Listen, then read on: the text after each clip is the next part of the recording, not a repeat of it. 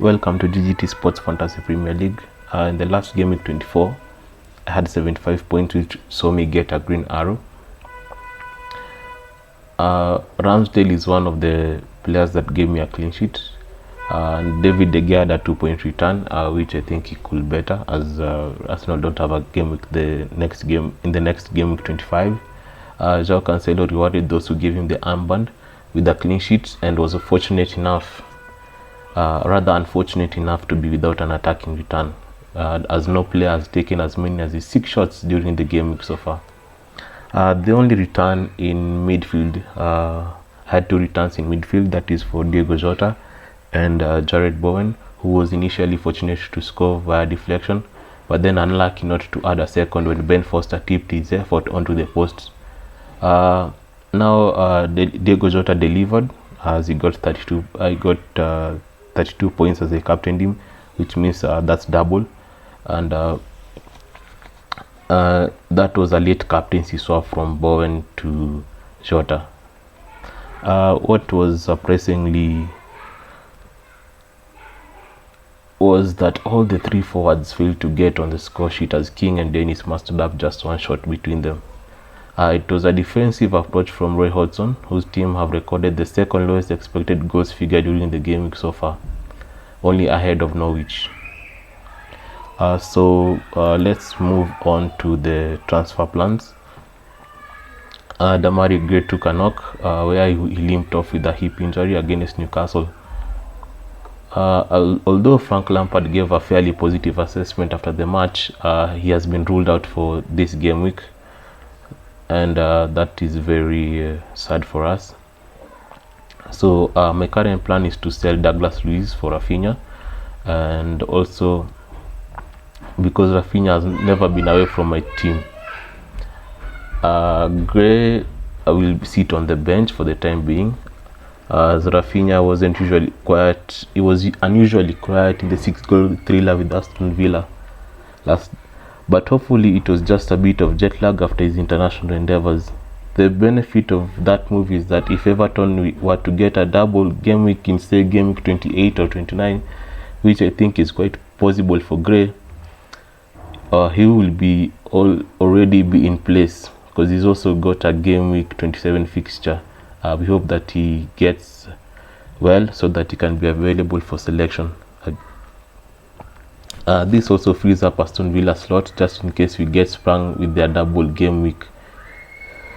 We get any point, and I want to target the likes of Ramsey and Coutinho, and also I'll have an alternatively, I think 8.1 million in the bank if I'm not wrong. These are enough funds to go straight from Salah, but that might rule out a return for Cristiano Ronaldo, who I think I'm going to have him this week. I was on the fence about bringing him back, but he has a double game week, which means I'm bringing in Cristiano for the 4-point hit. So I'll have Cristiano Ronaldo and Rafinha get in. So I'm rapidly losing faith in my forwards, especially Antonio, who's now failed to score in home matches against Norwich, Leeds and Watford in the last 4 game weeks, and it feels a week too early to get him, so that I can remove him from the team, because I've seen how solid Wolves have. So even if I don't end up captaining Ronaldo, I'm still tempted to spend the 4 points just to cover him in a week where he could be a big surprise. This is because I saw Ronaldo getting rest against Burnley, and coming into the double game week, I expect him to start both games against Southampton and Brighton. Since Paul Pogba returned from injury in the last 2 matches in all competitions, United have fashioned an astounding 52 chances, just 1 fewer than in their previous 4 league matches. So that suggests that goals will come if they continue to play as they have been doing. So Douglas Luiz and Antonio for Rafinha and Ronaldo is now my current plan for the 4-point hit.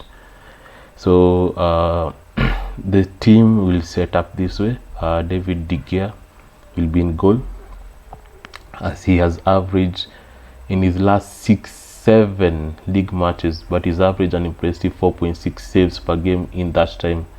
Man United ranked 7th for expected goals conceded per game in the last 4 games.